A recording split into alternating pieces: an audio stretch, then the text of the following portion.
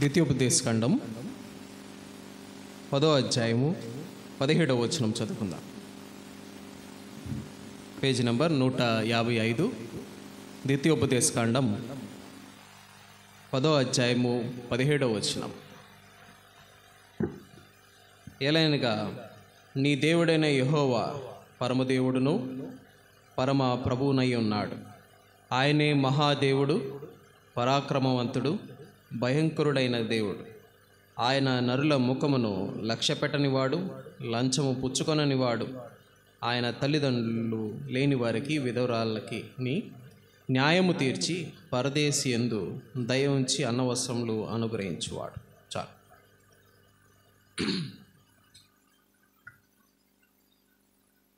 11:1 కూడా ఒక మాట ఏమని రాయబడిన చూడండి. కాబట్టి నీవు నీ దేవుడైన యెహోవాను ప్రేమించి ఆయన విధించిన వాటిని అనుసరించి ఆయన కట్టడలను, విధులను, ఆజ్ఞలను ఎల్లప్పుడూ గైకొనవలెను అని రాయబడింది. నమ్మి బాప్తిసం పొంది ఆరాధనకి చేరి వచ్చినటువంటి మనం ఆయన కృపాసనం వద్దకు చేరుతూ ఉండగా మనల్ని మనం పరిశీలన చేసుకోవాలి. అలాగే ఆయన చెప్పినటువంటి ఆజ్ఞ మేరకు, ఆయన ఉంచినటువంటి నిబంధన మేరకు మనం ఆయన సన్నిధిలో మనల్ని మనం పరిశీలన చేసుకుంటూ ఆయన శరీరానికి సాదృశ్యంగా ఉన్నటువంటి రొట్టె రసంలో పొందాలి. మనకు ఉంచినటువంటి ఈ నిబంధనను బట్టి ప్రభువుకి కృతజ్ఞతాస్తుతులు చెల్లిస్తూ ఉండాలి. ఆరాధనలో భాగంగా ఇప్పుడు మనం చదువుకున్నటువంటి ఈ మాట 10వ అధ్యాయము 17వ వచనం. ఆయన యొక్క తత్వం గురించి రాయబడినటువంటి మాటలు. ప్రతి ఆదివారం మనం ఆరాధిస్తూ ఉన్నాం. నేను ఒక్కొక్క మాట ధ్యానం చేస్తూ ఉన్నాను ఆరాధనలో. ఇక్కడ చూస్తే ఒకే వచనంలో ఆయన గురించి రాయబడింది. నీ దేవుడైన యెహోవా ఎటువంటి వాడంట? పరమదేవుడు. ఆయన పరమదేవుడు, పరాక్రమవంతుడు, భయంకరుడైన దేవుడు. ఆయన నరుల ముఖమును లక్ష్య పెట్టని వాడు, లంచం పుచ్చుకునేవాడు కాదు.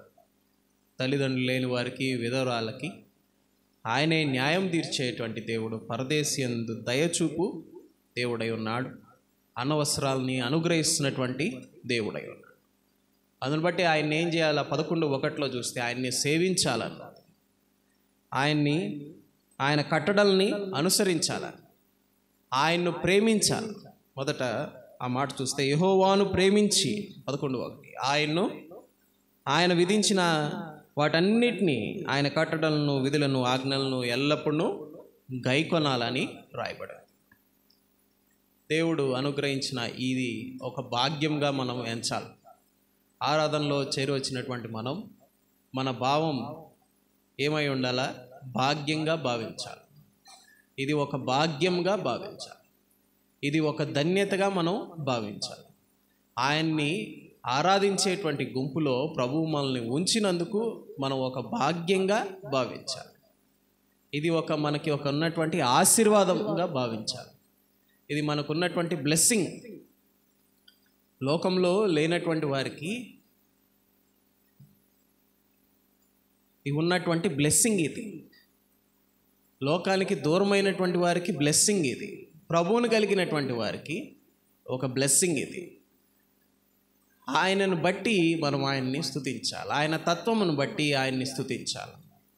ఆయన ఏమై ఉన్నాడో దాన్ని బట్టి ప్రభువుని స్తుతించాలి, సేవించాలి. ఆయన ఆజ్ఞలను గైకొనాలి. ఎందుకంటే ఆయనను బట్టి, మనల్ని బట్టి కాదు. చాలాసార్లు ఆరాధనలో మన భావాలు మనమేమై ఉన్నామో దాన్ని బట్టి స్తుతిస్తూ ఉంటాం. తప్పు. ప్రభు ఏమై ఉన్నాడో దాన్ని బట్టి మనం స్తుతించాలి. ఆయన రక్షించినందుకు మనం స్తుతించాలి. మనం రక్షింపబడినందుకు కాదు, ఆయన రక్షించినందుకు. మొదట స్థానం మన భావంలో కూడా ఆయనకే ఇవ్వాలి. ఆయన్ని స్తుతించడంలో మనం నేర్చుకోవాల్సినటువంటి విషయాలు అవే.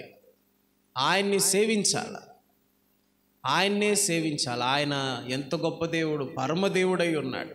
ఆషామాషి దేవుడు కాదు, ఇక్కడ అక్కడ మనుషులు సృష్టించినటువంటిది కాదు.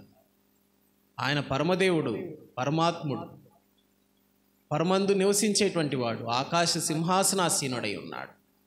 7 దీపస్తంభముల మీద నివసించేవాడు, యూదాగోత్రపు సింహం ఆయన, స్తుతి వస్త్రాన్ని ధరించుకున్నటువంటి వాడు, కెరూబులు సెరూబులు మధ్య 24 మంది పెద్దల మధ్య నిత్యము స్తుతింపబడుతున్నటువంటి దేవుడు. పరిశుద్ధుడు పరిశుద్ధుడు పరిశుద్ధుడు అని పొగడబడుతూ ఉన్నాడు, గాన ప్రతిగానాలతో స్తుతింపబడుతూ ఉన్నాడు. ఆయన పరాక్రమవంతుడు, పరిశుద్ధుడైనటువంటి దేవుడు, నిత్య నివాసి, నిత్య జీవంలో ఉన్నటువంటి దేవుడు. ఆయనకి ఆది అంతము కూడా ఆయనే అయి ఉన్నాడు. అటువంటి గొప్ప దేవుణ్ణి మనం కలిగి ఉన్నాము. ఇక్కడ ఇజ్రాయెల్ ప్రజలతో మోషే పలుకుతున్నటువంటి ఈ మాటలు మనం చూస్తే, నీ దేవుడైన యెహోవా పరమదేవుడు. ఈరోజు ఆరాధిస్తున్నటువంటి మనం ఎవరిని ఆరాధిస్తున్నాం? పరమదేవుణ్ణి ఆరాధిస్తున్నాం, పరాక్రమవంతుణ్ణి ఆరాధిస్తున్నాం, మహాదేవుణ్ణి ఆరాధిస్తున్నాం, భయంకరుడైనటువంటి దేవుణ్ణి ఆరాధిస్తున్నాం, సైన్యములకు అధిపతి అయినటువంటి దేవుణ్ణి ఆరాధిస్తున్నాం, శక్తిమంతుడైనటువంటి దేవుణ్ణి ఆరాధిస్తున్నాం. ఆయన ఏమై ఉన్నాడో దానిని బట్టి ఆయన ఏం చేయాలి? మనం ప్రేమించి ఆయన ఆజ్ఞల్ని గైకొనాలి. అంటే ఆయన్ని సేవించాలి, ఆయన పూజించాలి, ఆయన ఉంచినటువంటి నిబంధనలో పాలు పొందాలని ఈ మాటల ద్వారా ప్రభు మనకి జ్ఞాపకం చేస్తున్నాడు. ఎందుకంటే ఈ 7వ అధ్యాయంలో చూడండి, ఇదే ద్వితీయోపదేశకాండ గ్రంథం 7వ అధ్యాయం 6వ వచనంలో, నీవు నీ దేవుడైన యెహోవాకు ప్రతిష్ఠిత జనం. ఆయన ఏమై ఉన్నాడో మనం జ్ఞాపకం చేసుకున్నాం. ఇప్పుడు ఆయన మనల్ని ఏం చేస్తున్నాడో మనం జ్ఞాపకం చేసుకున్నాం. నీ దేవుడైన యెహోవాకు నీవు ప్రతిష్ఠిత జనం అంట. ఆయన మనల్ని ప్రతిష్ఠించాడు, పేరు పెట్టి ఎన్నుకొని పిలిచాడు. పాత నిబంధనలోనే కాదు, కొత్త నిబంధనలో కూడా ఆయన ఆకర్షించినటువంటి వారు మాత్రమే ఆయన దగ్గరికి వస్తారని సువార్తల్లో మనం చూస్తున్నాం. ఈ దినం ఆయన చేత ఆకర్షింపబడి ఆయన ఎన్నుకున్నటువంటి వారంగా మనం ఉన్నాం. ప్రభు ఈ దినం ఈరోజు ఇక్కడ మనం కూర్చున్నామంటే అది దేవుని కృప, దేవుని యొక్క దయను బట్టే ఈరోజు మనం ఈ పరిస్థితుల్లో ఈ ఆరోగ్యం కలిగి ఆయన సన్నిధిలో మనం కనబడుతున్నాం. ఆయన్ని సేవించడానికి ఇంతకన్నా ఏం కావాలా? ఆయన ఆరాధించడానికి మానవునికి అవసరమైనటువంటి ఆయుష్ని, ఆరోగ్యాన్ని అనుగ్రహించాడు. మానవుడికి అవసరమైనటువంటి నిత్య జీవాన్ని అనుగ్రహించాడు. ఆయన ఏం చేశాడంటే ఆయన ప్రతిష్ఠించుకున్నాడంట. ఆయన జనుల్ని ఆయన ప్రతిష్ఠించుకున్నాడు, మనల్ని కూడా ఎన్నుకున్నాడు, మనల్ని ప్రతిష్ఠించాడు. ఇక్కడ ఉన్నటువంటి మాట చూడండి, నీ దేవుడైన యెహోవా భూమి మీద ఉన్న సమస్త జనుల కంటే నిన్ను ఎక్కువగా ఎంచి అని చూస్తున్నాం. భూమి మీద ఉన్నటువంటి సమస్త జనుల కంటే దేనిగా ఎంచాడంట? ఎక్కువగా ఎంచాడు మనల్ని. మనం ఆలోచన చేస్తే వ్యత్యాసాలు ఉన్నాయి. కులాలను బట్టి, మతాలను బట్టి, రంగును బట్టి, జాతిని బట్టి రకరకాల వ్యత్యాసాలు మనం కలిగి ఉన్నాం కదా. స్తోమతను బట్టి మనల్ని మనం వ్యత్యాసపరుచుకుంటూ ఉన్నాం. మనం తినే తిండిని బట్టి వ్యత్యాసపరుచుకుంటున్నాం. వాళ్ళు తింటారని మాట్లాడిన వాళ్ళు ఉంటారు, దూరంగా ఉండే వాళ్ళు ఉంటారు. చూసారా ఎంత వ్యత్యాసమో మానవుడి ఆలోచనలో. కానీ ఆ పరమ తండ్రి మనల్ని ఏం చేశాడంట? ప్రతిష్ఠించుకున్నాడు. అటువంటి వ్యత్యాసం చూపించినటువంటి దేవుడు, అలాంటి డిఫరెన్సెస్ చూపించినటువంటి దేవుడు తనతో పాటి పాపుల్ని కూర్చోబెట్టుకోవడానికి ఇష్టం చూపించాడు. తనతో పాటి వ్యతిరేకంగా జీవించినటువంటి మనల్ని పరిశుద్ధుడైనటువంటి దేవుడు మనల్ని పరిశుద్ధపరిచి ఏం చేశాడంటే ఆయన పక్కన కూర్చోబెట్టుకోవడానికి ఇష్టం చూపించాడు. ఆరాధనకు చేరి వచ్చినటువంటి మన భావం, మన భాగ్యం, మనకు కలిగినటువంటి ఈ భాగ్యమే మన భావంగా ఉండాలి. ఆయన ఆరాధించేటప్పుడు అంత గొప్ప దేవుడు, అంత శక్తి కలిగినటువంటి దేవుడు, అటువంటి భయంకరుడైనటువంటి దేవుడు, అలాగా మహాదేవుడు అని రాయబడు, మహాగణుడు, మహోన్నతుడు, నిత్య నివాసి అయినటువంటి ఆయన మనల్ని ఎక్కువగా ఎంచాడంట. నిజానికి ఆయన ఎన్నుకోవడం మనం జ్ఞాపకం చేసుకుంటున్నాం. నిజానికి మానవుడు ఎఫెసీయులకు రాసినటువంటి పత్రికలో చూస్తే మనం మన అపరాధముల చేత పాపముల చేత చచ్చి పడిపోయి ఉన్నాం. కానీ ఇక్కడ చూస్తే, ఈ మాట చూస్తే మనల్ని ఏం చేశాడంట? ఎక్కువగా ఎంచాడు. మానవులందరికంటే మనల్ని ఎక్కువగా ఎంచాడు. ఆరాధనకి చేరువచ్చినటువంటి మనం మన భాగ్యాన్ని మనం గుర్తుపెట్టుకోవాలి. ఆయన ఆ మాట చూస్తే 7:6 చూస్తే, నీ దేవుడైన యెహోవాకు నీవు ప్రతిష్ఠిత జనము అని రాయబడి. ప్రతిష్ఠిత జనం, మనల్ని ఎన్నుకున్నటువంటి దేవుడు, ఆరాధన చేయడానికి వచ్చినటువంటి. అదేదో మనం చేసుకున్నది కాదు, కేవలం ఆయన కృపే. ఆ ప్రతిష్ఠిత కూడా కేవలం ఆయన కృపను బట్టే. ఆయన ఎన్నుకునింది కూడా కేవలం ఆయన కృపను బట్టి, ఆయన దయను బట్టే. మనం అనుకుంటున్నాం మనం మన హృదయాన్ని ఇచ్చామని, మన హృదయాన్ని ఇచ్చామని. ఆయన ప్రతిష్ఠించి ఎన్నుకున్నాడు నిన్ను నన్ను. ఆయన ఆకర్షించాడు. ఆయన నీతో నివసించడానికి ఇష్టపడ్డాడు. కలువరి శిలువలో ఆయన కార్చినటువంటి రక్తం నిన్ను ఆకర్షించింది. ఈ దినం ఆయన సన్నిధిలో చేరి ఆయన్ని సేవించేటువంటి కృపనిచ్చింది.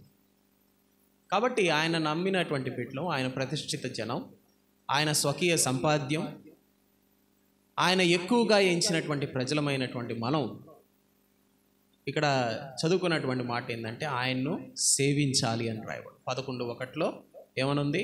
ఆయన్ను సేవించాలా, ఆయన ప్రేమించాలా.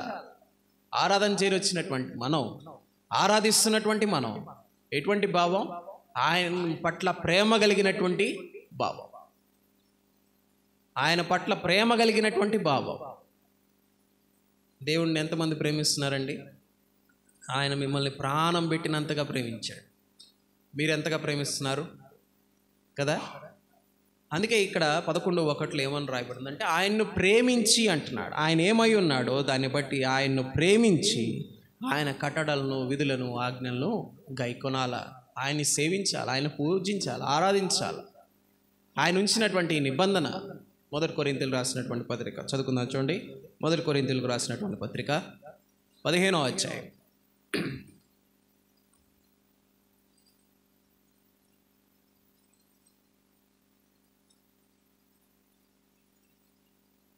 పదకొండవ అధ్యాయం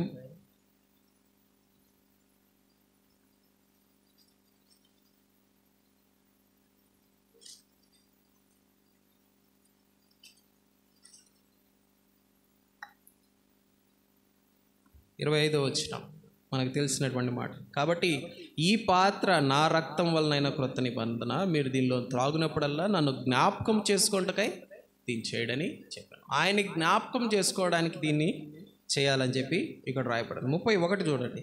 అయితే మనలను మనమే విమర్శించుకొని తీర్పు పొందక పోదుపు. మనము తీర్పు పొందిన ఎడల లోకముతో పాటు మనకు కూడా శిక్షా విధి కలుక్కున్నట్లు ప్రభువు చేత శిక్షింపబడుచున్నాము అని రాయబడు. శిక్ష ఉంది. ఆయన ఆజ్ఞలను గైకొనేటప్పుడు మనల్ని మనం పరిశీలన చేసుకోవాలి. ఆరాధనలో హెచ్చరికగా గమనించండి. ఆయన్ని సేవిస్తూ ఉన్నప్పుడు ఆ పరిశుద్ధుడైనటువంటి దేవుడు ఆయన ఎన్నుకొని నిన్ను నన్ను ఈ పరిస్థితుల్లో ఉంచాడు. నరకానికి పోకుండా ఆయన తప్పించాడు. ఉచితంగానే రక్షణనిచ్చాడు. నువ్వేమి దానికోసం శ్రమపడింది ఏం లేదు. ఆయన కృపను బట్టే నువ్వు ఆయన బిడ్డ అయి ఉన్నావు. అటువంటి పరిస్థితుల్లో తిరిగి పాపంలోకి నువ్వు ఆలోచనలో ఉంటే, అటువంటి పరిస్థితి, అటువంటి ఆలోచనలు, అటువంటి జీవితం మనలో ఉంటే అది శిక్షావిధి అని రాయబడింది. ఏమని రాయబడింది ఇక్కడ 31లో? నిన్ను నువ్వే విమర్శించుకుంటే తీర్పులో ఉండవు అని రాయబడింది. ఆరాధన బల్ల, ఆ రొట్టె మన దగ్గరకు వస్తున్నప్పుడు మనమే ఏం చేసుకోవాలా? విమర్శించుకోవాలా. పాస్టర్ గారు విమర్శించడం కాదు, భార్య భర్తని, భర్త భార్యని కదా, కుటుంబస్తుల్ని, సంఘస్థుల్ని మనం విమర్శించుకోవడం కాదు. నువ్వు ఇది కదా అని అనుకోవడం కాదు. ఆ రొట్టె మన దగ్గరికి వస్తున్నప్పుడు మనల్ని మనమే విమర్శించుకోవాలా. ఇది కరెక్టేనా నేను చేస్తుంది? కరెక్టేనా? ఈ ప్రభువుని, ఇంత గొప్ప దేవుణ్ణి, ఆయన శరీరాన్ని, ఆయన రక్తాన్ని ముట్టే పరిస్థితి నాకుందా అనే ప్రశ్న మనల్ని మనం వేసుకొని విమర్శించుకొని ఆ శిక్షావిధిలో నుండి తప్పింపబడాలని ఇక్కడ లేఖన భాగాలు మనకి తెలియపరుస్తూ ఉన్నాయి. కింద వచనంలో చూస్తే లోకంతో పాటు మనకు శిక్షావిధి పడకుండానట్లు దేవుని యొక్క శిక్ష పడుతుంది. కాబట్టి చాలా జాగ్రత్తగా ఈ నిబంధనల్ని, ఈ కట్టడాలని అనుసరించాలి. ఆయన ఏమై ఉన్నాడో మనం జ్ఞాపకం చేసుకొని భయభక్తులతో ఆయన సన్నిధిలో ఆరాధన చేయబద్దులమై ఉన్నాం. దేవుడి మాటలు మన వెనుకల్లో దీవించుగాక. ఆరాధనలో కొనసాగు.